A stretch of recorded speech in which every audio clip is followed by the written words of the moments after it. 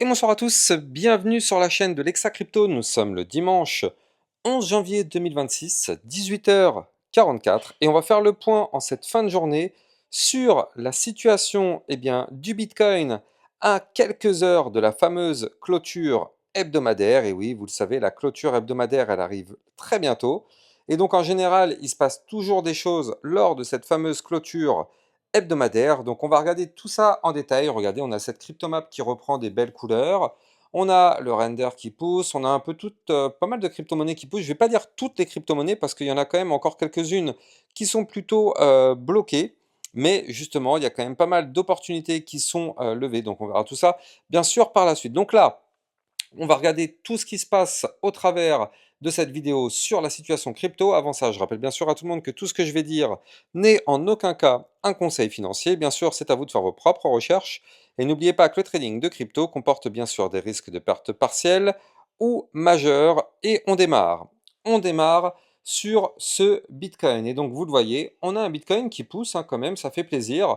On est sur un dimanche plutôt dans le vert. Alors, clairement, on va pas s'extasier, hein, je veux dire, on a des volumes extrêmement faibles, d'accord? Donc là, bon, voilà, on a du vert, mais ça veut pas dire grand-chose. Néanmoins, ce qui veut dire quelque chose, c'est surtout que, mine de rien, on a une situation qui est plutôt positive.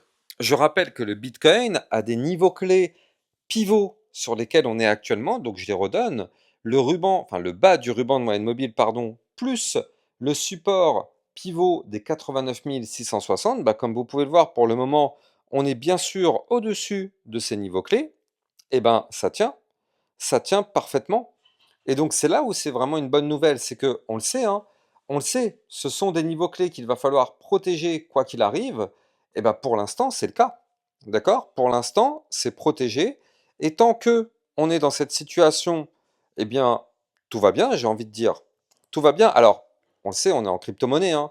Je veux dire, en crypto, d'une seconde à l'autre, tout peut changer. Ça on le sait. Clairement, on n'est pas surpris. Mais en tout cas, pour le moment, tant qu'on est dans cette configuration, je rappelle que on est tranquille. Vraiment, on est tranquille sur le Bitcoin. Je rappelle aussi, surtout pour ceux qui découvrent la chaîne YouTube, que par contre, si on perd les fameux 89 660 dollars qui correspond au milieu de range, point pivot, hein, bien sûr, alors bien évidemment, à ce moment-là, ça sentirait très mauvais sur le Bitcoin parce que l'idée derrière ça serait d'aller chercher bien sûr le bas du range. Et je vous laisse imaginer si le Bitcoin y perd 5-10%, je vous laisse imaginer la tronche des altcoins voilà, dans ce cas de figure-là.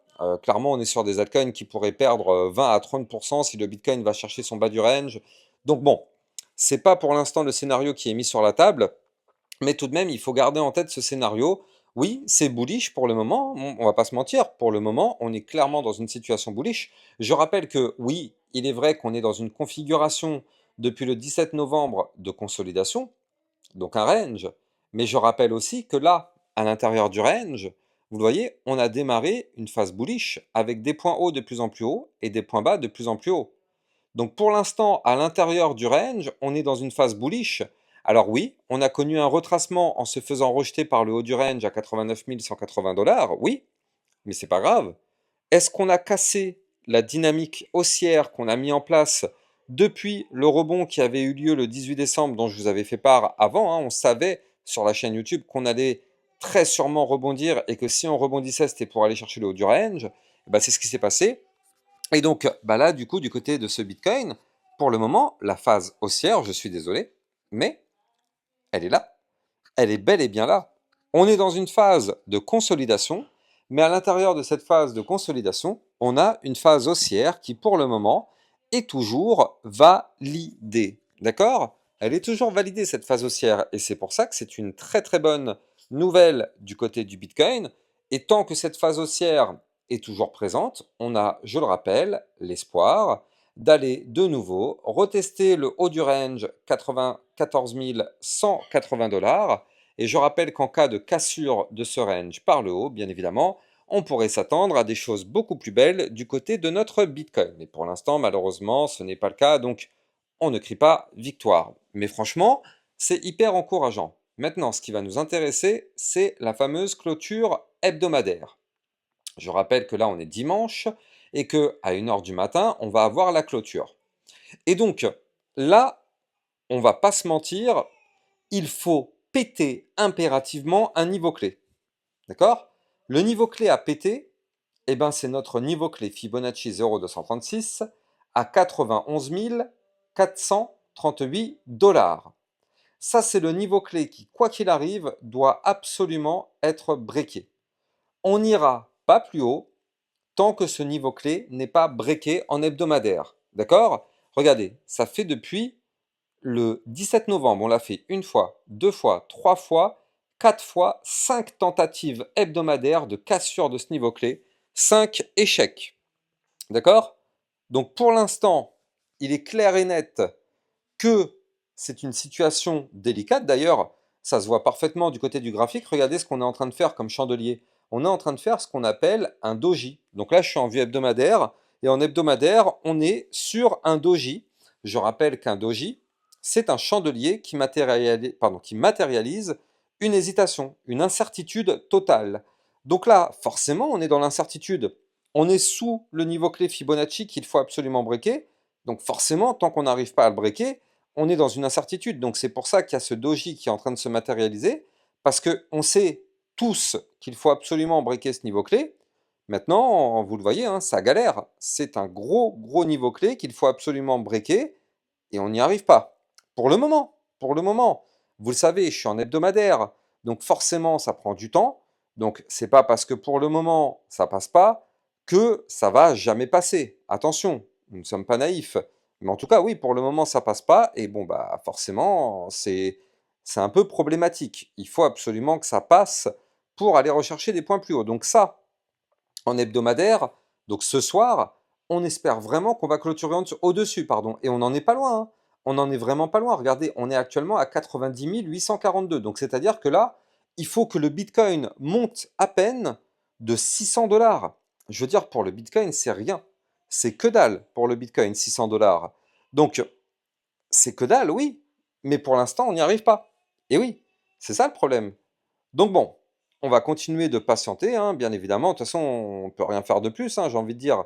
On ne sait pas, on n'a pas de boule de cristal, donc on ne sait pas si le range va bel et bien être breaké ou pas. On ne sait pas si le niveau Fibonacci va bel et bien être breaké ou pas. Donc bon, pour l'instant, on patiente. Néanmoins, je rappelle, hein, mais il y a quand même deux gros signaux importants à noter. Le premier, c'est que le RSI hebdo, il est à peine à 41, donc on est en zone de, bon, enfin pas survente, mais on est quand même proche d'une zone de survente, déjà premièrement.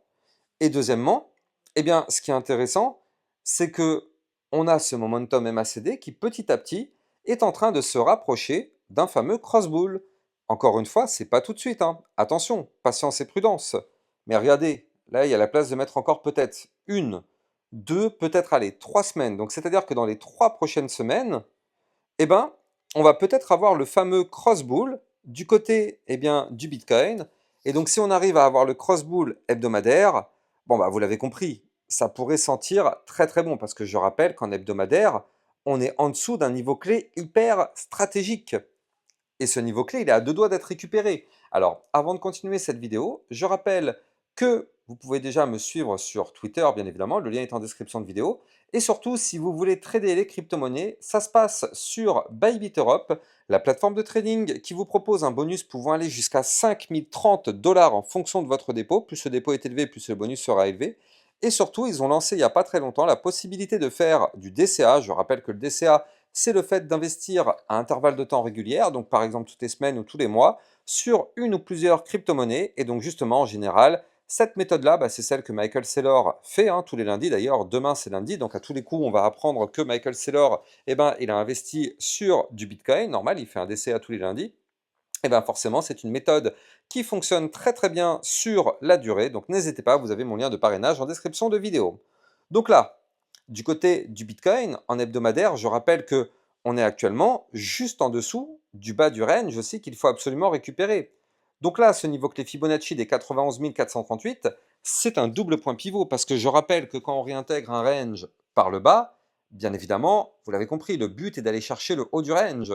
On a un haut de range hebdomadaire, il est ici, hein, il est à 104 445 en hebdomadaire. Je suis en hebdomadaire là, donc forcément les targets sont beaucoup plus hautes. Donc ça va être vraiment hyper intéressant de voir si effectivement notre Bitcoin va réussir à concrétiser tout ça, parce que il est clair et net que là, on est vraiment sur une zone pivot.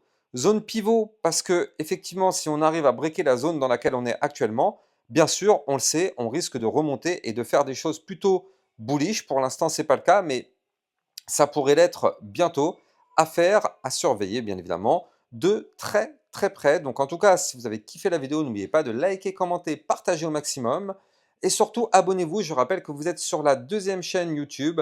Ma chaîne YouTube principale, c'est l'Hexamon Crypto. Là, vous êtes sur la deuxième chaîne YouTube, donc vous allez sous la vidéo. Et surtout, abonnez-vous si ce n'est pas déjà le cas et activez la petite cloche sur le côté pour recevoir toutes les notifications. Comme ça, à chaque fois qu'une vidéo sera faite, vous êtes sûr d'être tenu informé. Quant à moi, je vous donne rendez-vous demain matin à 8 h sur ma chaîne YouTube principale pour qu'on puisse analyser les news et faire le point aussi sur ce Bitcoin et l'Ethereum.